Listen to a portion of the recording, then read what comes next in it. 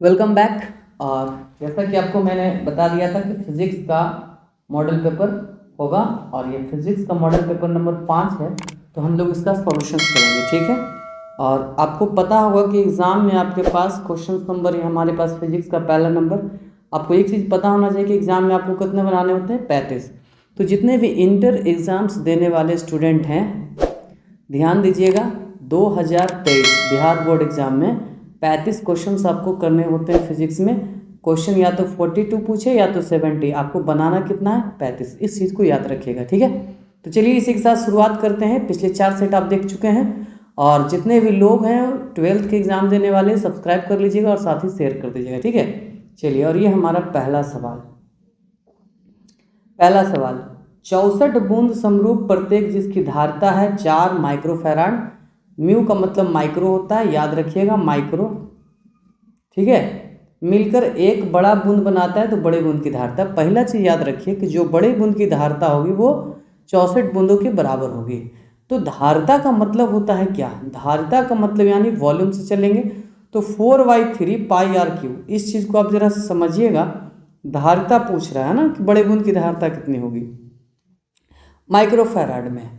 तो उस हिसाब से आप पहले बूंद का देख लीजिए, तो बूंद बनता है 4 के क्यू में 64 बन रहा है, ठीक है। तो इसका मतलब होगा जो बड़े बूंद की धारिता होगी वो 4 गुना होगा। तो इसका जवाब होगा 5 माइक्रोफैराड गुना 4, 5 होगा 20, और आपका आंसर हो गया बी नंबर, ठीक है ना। अब चूंकि ऑब्जेक्टिव क्वेश्चन है तो मैं इसे ऑब्जेक्टिव की तरह ही डील करूंगा आपके साथ, और ये बेसिकली ज़्यादा लॉन्ग क्वेश्चन नहीं था, इसी वजह से मैंने आपको डायरेक्ट शॉर्टकट ट्रिक मार दिया, ठीक है। आपको पता होगा कि मैं कॉम्पिटिटिव भी पढ़ाता हूँ तो मैं शॉर्टकट ट्रिक्स का इस्तेमाल ज़्यादा करता हूँ। अगला क्वेश्चन से, विद्युत वाहक बल की बीमा क्या होगी। तो पहले आपको पता होना चाहिए विद्युत वाहक बल ई होता है और ई इक्वल टू फॉर्मूला होता है W/Q, याद रखेंगे हम लोग, ठीक है। और W/Q यानी कि W का मतलब वर्क होता है, Q का मतलब आवेश, इसका होता है AT को, और W का होता है आपका ML2T−2, ठीक है।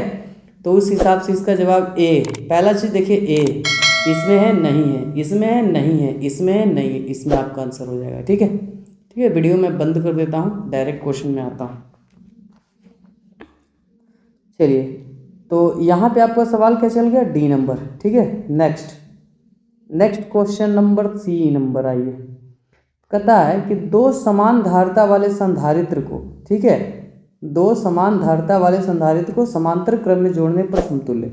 तो ये एक जरा से चीज़ आपको ध्यान देनी होगी कि जो धारिताएं होती हैं उसे दो तरह से जोड़ा जाता है, संयोजन मेरे दोस्त होता है दो तरह से, एक होता है समांतर और एक होता है श्रेणी क्रम, ठीक है।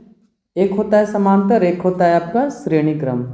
तो समांतर में होता है C=C1 + C2 और श्रेणी क्रम में होगा 1/C = 1/C1 + 1/C2।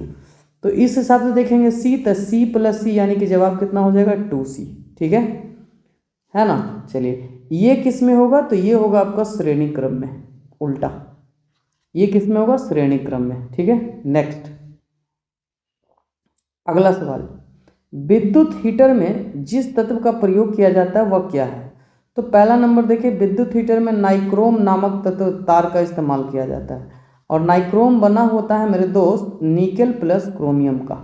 किसका बना होता है, निकेल प्लस क्रोमियम का। निकेल होता है 80% और क्रोमियम होता है 20%, इसको भी याद कर सकते हैं हम लोग, ठीक है। इसका गलनांक अगर पूछ दिया जाए नाइक्रोम का तो 144 यानी कि 1400 डिग्री सेल्सियस, 1400 डिग्री सेल्सियस। गलनांक कैसे पूछेगा नहीं, अगर पूछ दिया जाए तो 1400 डिग्री सेल्सियस होता है गलनांक किसका, नाइक्रोम का, ठीक है। नेक्स्ट क्वेश्चन, तो इसका सही जवाब आपका आंसर होगा नाइक्रोम। लिखा हुआ है निक्रोम लेकिन इसका आंसर होगा नाइक्रोम, ठीक है। गलनांक पूछ दिया जाए 1400 डिग्री सेल्सियस। नेक्स्ट अगला सवाल, शोषित विद्युत ऊर्जा क्या है। क्वेश्चन है शोषित विद्युत ऊर्जा। तो ये शोषित विद्युत ऊर्जा आपका होते हैं विभवांतर के वर्ग के समानुपाती। ध्यान रखना है, विभवांतर किसे कहते हैं, तो विभवांतर यानी कि उसका मात्रक होता है वोल्ट, जिसे हम लोग भी से सूचित करते हैं, ठीक है ना। पोटेंशियल्स हम लोग क्या कहते हैं, पोटेंशियल्स। इकाई आवेश को किसी विद्युत क्षेत्र में लाने में जितना किया गया कार्य होता है वो पोटेंशियल्स कहलाता है, ठीक है। नेक्स्ट व्हीटस्टोन ब्रिज से क्या मापा जाता है? तो पहला सवाल ये याद रखिए, व्हीटस्टोन। तो व्हीटस्टोन ब्रिज से नापा जाता है प्रतिरोध। अब यहाँ पर देखिए उच्च है, ये निम्न है, उच्चतम निम्न, तो ये दोनों होता है, चाहे प्रतिरोध कैसा भी हो सबको नाप देता है, ठीक है। नेक्स्ट क्वेश्चन की ओर चलते हैं हम लोग 7 नंबर सवाल में। लौ चुंबकीय पदार्थ की चुंबकशीलता होती है। तो यहाँ पे एक चीज आपको ध्यान देना होगा, लौ चुंबकीय पदार्थ यानी कि पदार्थ 3 प्रकार के होते हैं। पहला नंबर, एक होता है डायामैग्नेटिक, एक होता है पैरामैग्नेटिक और एक होता है फेरोमैग्नेटिक, ठीक है, फेरोमैग्नेटिक। तो ये जो फेरोमैग्नेटिक है यही आपका लौ चुंबकीय होता है। तो चुंबकीय शैथिल्य की बात करते हैं म्यू, तो इसका होता है 1 लाख से भी अधिक। और पैरामैग्नेटिक और डायामैग्नेटिक रह गया बात सवाल में। तो पैरामैग्नेटिक का भी होता है आपका म्यू का वैल्यू 1 से ज़्यादा, और डायामैग्नेटिक का होता है म्यू से कम, लेस देन 1। तो हमसे पूछ रहा है, तो देखिए डायामैग्नेटिक के लिए तो ये हो जाएगा डायामैग्नेटिक के लिए, ठीक है। और ये लौ चुंबकीय फेरामैग्नेटिक तो 1 लाख से ज़्यादा, यानी कि म्यू का मान क्या हो जाएगा सही आंसर में? ये वाला नहीं होगा, ये वाला होगा। ये डायामैग्नेटिक के लिए हुआ, ठीक है। पैरामैग्नेटिक के लिए यही होगा। नेक्स्ट क्वेश्चंस में आते हैं। चलिए अगला सवाल देखिएगा ध्यान से। ध्रुव प्रबलता का एसआई मात्रक कितना होता है? तो ध्रुव प्रबलता का एसआई मात्रक एम है ना। चलिए एम मीटर्स, एम्पियर्स मीटर्स होता है, sorry ampere meters. Next, LCR परिपथ में महत्तम धारा के लिए क्या होता है? तो एलसीआर ये आपका चैप्टर नंबर है, आपका अल्टरनेटिंग करंट का चैप्टर है, ठीक है। तो इसका जो जवाब होगा omega square up equal to 1/LC, ठीक है। इस चीज को हम लोग ध्यान देंगे। 9 नंबर का जो सवाल का जवाब हो गया बी नंबर, ठीक है। नेक्स्ट अगला सवाल है, यांत्रिक ऊर्जा को विद्युत ऊर्जा में बदलने वाला यंत्र क्या कहलाता है? तो ये कहलाता है डायनेमो। इसको याद रखिएगा।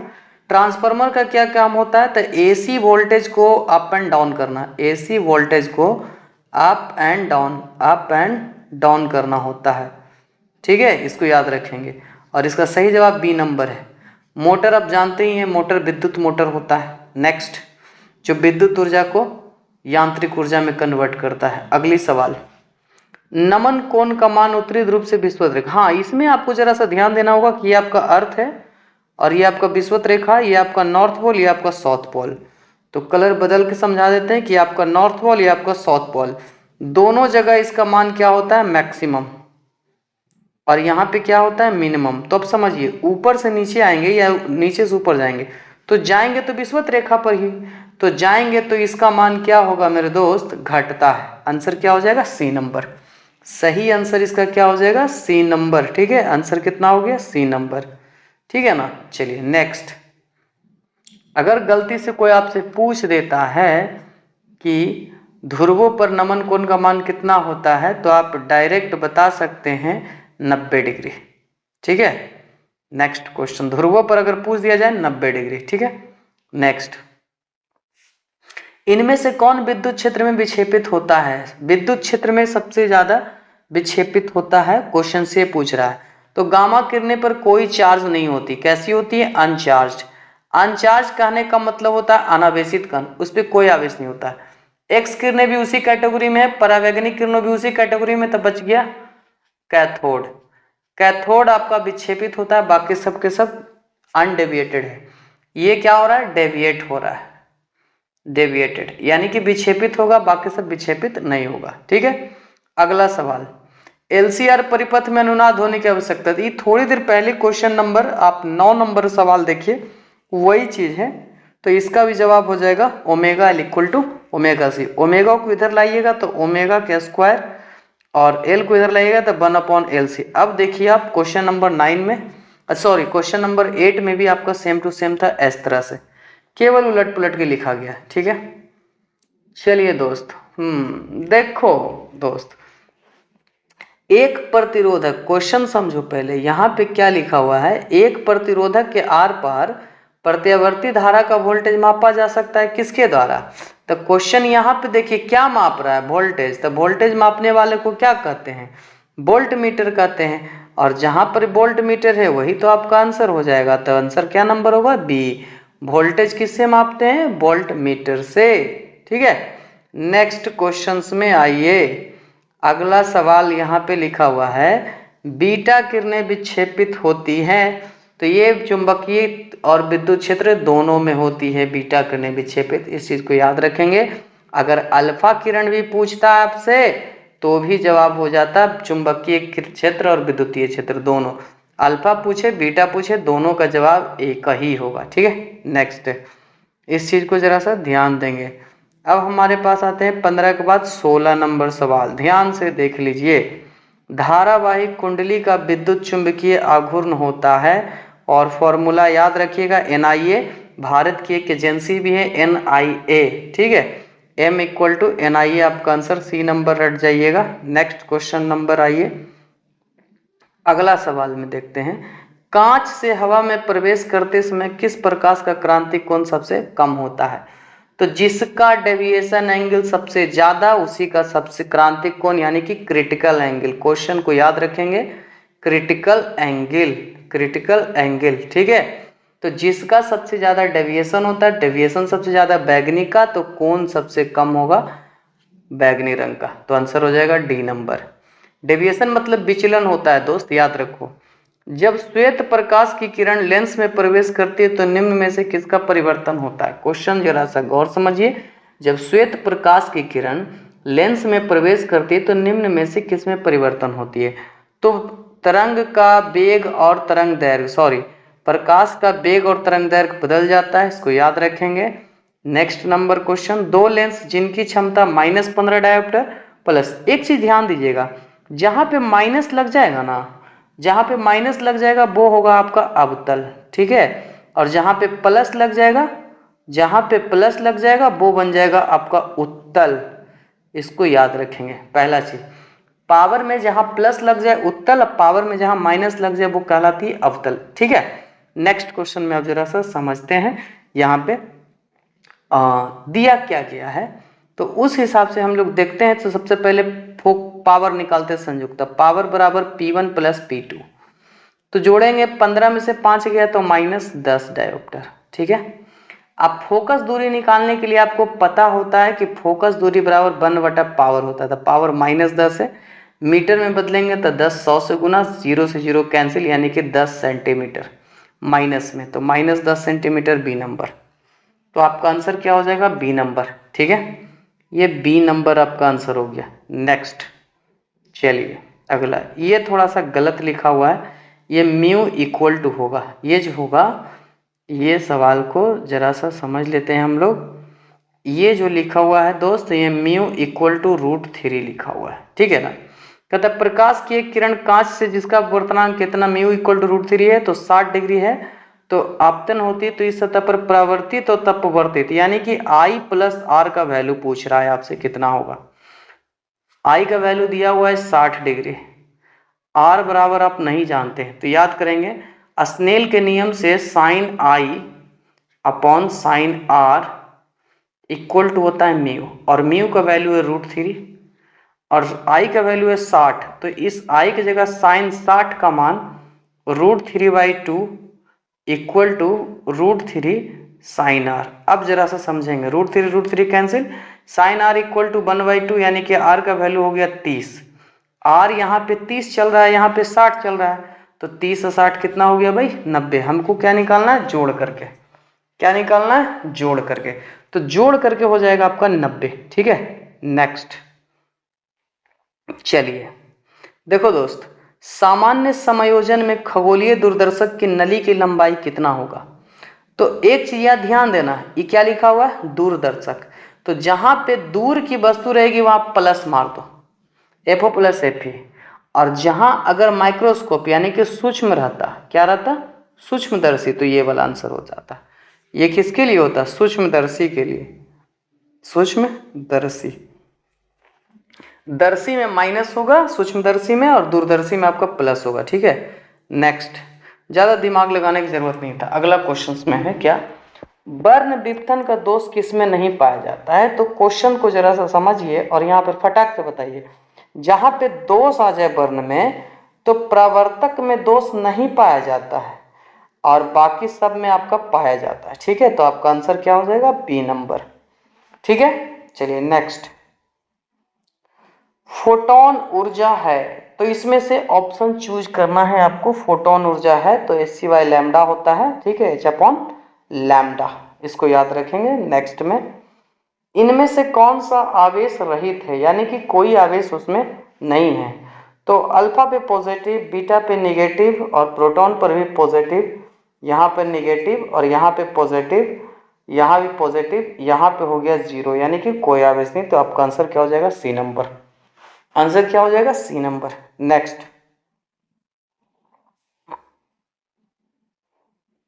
नाभिकीय विक्रिया में संरक्षित रहता है, तो क्या संरक्षित रहता है नाभिकीय विक्रिया में दोस्त? तो नाभिकीय अभिक्रिया में संरक्षित रहता है आपका, याद रखिएगा, ये सब के सब होगा, संवेग भी, आवेश भी, ऊर्जा भी, सब के सब, यानी कि डी नंबर। ठीक है, नेक्स्ट अगला सवाल में देखते हैं। क्वेश्चंस क्या कहता है, निम्नलिखित में से कौन सा कण अस्थायी होता है? तो अस्थायी कण होता है न्यूट्रॉन, इसको याद रखेंगे हम लोग। 26 नंबर का जो जवाब होगा ए नंबर, क्योंकि न्यूट्रॉन की संख्या को कम बेसी कर करके हम लोग रेडियो एक्टिव भी बना सकते, कम या ज़्यादा कर सकते हैं, बाकी किसी को नहीं कर सकते। नेक्स्ट, नाभिक के अंदर दो प्रोटॉनों के बीच कार्यरत होता है विद्युतीय बल भी और नाभिकीय बल भी, दोनों होता है। आंसर हो जाएगा सी नंबर, दोनों होता है। ठीक है, 28 नंबर सवाल क्या कहता है, जितने समय में किसी रेडियो एक्टिव पदार्थ की राशि अपने प्रारंभिक परिणाम की आधी हो जाए, आधी हो जाए मतलब अर्धायु, आधी हो गया इसका मतलब क्या होता है? अर्धायु। ठीक है, चलिए नेक्स्ट सवाल में आ जाइए।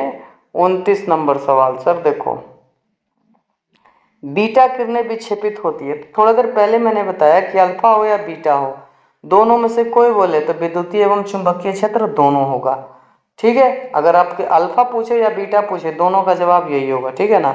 नेक्स्ट अगला सवाल, किसी अर्धचालक में बहुसंख्यक आवेश का वाहक इलेक्ट्रॉन होगा यदि इसमें मिलाई जाने वाली, तो जैसे बहुसंख्यक आवेश इलेक्ट्रॉन पूछ रहा है तो नेगेटिव। ठीक है, तो नेगेटिव है तो त्रिसंयोजी नहीं बल्कि 5 संयोजी होगा, गलती हो गया यहाँ पे, ये 5 संयोजी होगा। और अगर कहता कि पॉजिटिव हो रहा है तो पॉजिटिव मतलब होता है यह त्रिसंयोजी। ठीक है, अच्छा एक क्वेश्चन मैं आपके लिए छोड़ देता हूँ कि जिन शुद्ध अर्धचालक में अशुद्धि मिला करके बनाई जाती है, अशुद्धि मिला करके बनाई जाती है, तो बताइए उनसे अशुद्धि मिलाने की प्रक्रिया को क्या कहते हैं? ठीक है, कमेंट बॉक्स में दे दीजिएगा, थोड़ी देर बाद मैं आपको जवाब दे दूंगा। एन प्रकार के अर्धचालक, तो पहले सेमीकंडक्टर आपको याद रखना पड़ेगा, जिसको हम लोग अर्धचालक कहते हैं। और अर्धचालक दो प्रकार का होता है, एक होता है प्योर और एक होता है इम्प्योर। एक होता है प्योर, एक होता है इम्प्योर। ठीक है, और इम्प्योर का दो पार्ट, एक होता है एन, एक होता है पी। पी मतलब पॉजिटिव होता है, इसका मतलब नेगेटिव होता है, इसको याद रखेंगे। ठीक है, तो एन अर्धचालक का मुख्य धारक होते हैं, तो इसका होता है इलेक्ट्रॉन्स। इसका क्या होता है? इलेक्ट्रॉन्स। ठीक है, इस सवाल का जवाब क्या हो जाएगा? डी। अगर पूछा जाएगा होल्स तो ये हो जाएगा पी इलेक्ट्रॉन्स का। किसका हो जाएगा? पी का। ठीक है, अगर पूछ दिया जाए कि पी अर्ध बीवर्स किस में होते हैं, तो ई होता है पी अर्धचालक में, पी अर्धचालक। ठीक है, नेक्स्ट क्वेश्चंस में, हीरा का अपवर्तनांक करीब होता है, तो ये होता है 2.42, 2.42। रटा रटाया क्वेश्चन से नेक्स्ट में आएंगे। एलईडी में जब उत्क्रम अभिनति होता है, तो पहले एलईडी का पूरा नाम आप याद कर लीजिए, लाइट इमिटिंग डायोड होता है, लाइट इमिटिंग डायोड होता है, लाइट इमिटिंग डायोड। ठीक है, और ये होता है जब उसमें प्रकाश उत्सर्जित होने लगता है, तो पहला नंबर। नेक्स्ट, आकाश तरंग संचार आधारित होता है, तो ये होता है आयन मंडल के परावर्तन द्वारा आकाश तरंग का। ठीक है, चूंकि नीचे से तरंग जाती है, ऊपर मंडल से टकरा करके वापस नीचे आ जाती है। नेक्स्ट, उपग्रह संचार में विद्युत चुंबकीय तरंग का कौन सा भाग प्रयुक्त होता है? उपग्रह संचार में विद्युत चुंबकीय तरंग का कौन सा भाग प्रयुक्त होता है? तो इसमें होता है सूक्ष्म तरंगे, सॉरी सूक्ष्म तरंगे। हाँ बिल्कुल सही है, बिल्कुल सही है। नेक्स्ट अगला सवाल है, आवेशित गोलीय चालक के अंदर होता है, तो ये होता है sigma upon epsilon not, sigma upon epsilon not, B number answer. Next 100% एकदम आंसर रहेगा। प्रेरणिक घात के लिए प्रतिघात होता है, तो ये होगा XL equal to 2 pi F L, XL equal to 2 pi F L, ठीक है। नेक्स्ट नाभिक का घनत्व लगभग कितना होता है, इसको तो रट जाइए आप लोग, ये आपका एग्जाम में पक्का आएगा। 2.29 गुना 10 के पावर 27, चूंकि घनत्व है, घनत्व यानी डेंसिटी होता है, डेंसिटी बराबर क्या होता है, मास पर यूनिट वॉल्यूम, ठीक है, मास पर यूनिट वॉल्यूम यानी कि किलोग्राम प्रति घन मीटर। ये सी नंबर आंसर हो जाएगा, एकदम कंफर्म कर लीजिए। अगला सवाल, किसी विभवांतर पर किसी विद्युत परिपथ का प्रतिरोध आधा कर दिया जाए तो उसमें उत्पन्न ऊष्मा भी क्या हो जाएगा, आधा ही होगा। ज़्यादा दिमाग लगाने की जरूरत नहीं, बस याद रखिए। नेक्स्ट, प्रेरण कुंडली का व्यवहार कैसा हो, किसके द्वारा किया जाता है, तो ये भाई विसर्जन नलियों को चलाने के लिए किया जाता है, डी नंबर आंसर, विसर्जन नली, ठीक है। चौथा 41 नंबर, विनाशी व्यतिकरण के लिए पथांतर होना चाहिए, तो आपको पता होना चाहिए कि व्यतिकरण दो प्रकार के होते हैं। व्यतिकरण एक होता है कंस्ट्रक्टिव, एक होता है डिस्ट्रक्टिव, एक होता है निर्माणकारी, एक होता है विनाशी। तो विनाशी के लिए होता है 2n+1, ठीक है। कंस्ट्रक्टिव के डिस्ट्रक्टिव के लिए 2n+1 λ/2, ठीक है। अब बाकी λ/2 होता है जो डिस्ट्रक्टिव के लिए होता है, कंस्ट्रक्टिव के लिए। नेक्स्ट लास्ट में एक क्वेश्चन है, और यहाँ पर म्यू जी का वैल्यू 3/2 और म्यू डब्ल्यू का वैल्यू 4/3 म्यू डब्ल्यू। तो मैं आपसे एक गुजारिश करूंगा कि इस तरह के फॉर्मूले के आप दिमाग में रख लीजिए कि जैसे ये रहता है तो आप μ2 अपॉन μ1, यानी जी है तो जी ऊपर जाएगा और म्यू डब्ल्यू नीचे आएगा, ठीक है ना, नीचे वाला ऊपर, ऊपर वाला नीचे। तो अब जरा इसको समझ लीजिए कैसे बनता है जो, तो समझ लेंगे म्यू जू तो ऊपर 3/2 और नीचे हो गया 4/3, बाकी नीचे से 3 तिहाई 9 और 4 दूनी 8, 9/8 सी नंबर आंसर। तो इस तरह से आज हमारा 5वां सेट समाप्त हो चुका है, और इसी तरह से आगे भी बने रहिए। और 2023 बोर्ड का एग्जाम देने वाले सारे स्टूडेंट, 12th बोर्ड एग्जाम देने वाले के साथ शेयर कीजिए जम के, और हमें कमेंट बॉक्स में अपना फीडबैक जरूर दीजिए। अगर आपको किसी भी सब्जेक्ट का मॉडल पेपर सॉल्यूशन कीजिए तो उसके लिए आप हमें कमेंट बॉक्स कर सकते हैं, या और कोई डॉट सेशंस हो, या फिर और कोई शिकायत है, या फिर कुछ और चाहते हैं तो आप हमें कमेंट बॉक्स में लिख सकते हैं, ठीक है। तब तक के लिए धन्यवाद, हमारी मुलाकात अगली क्लास।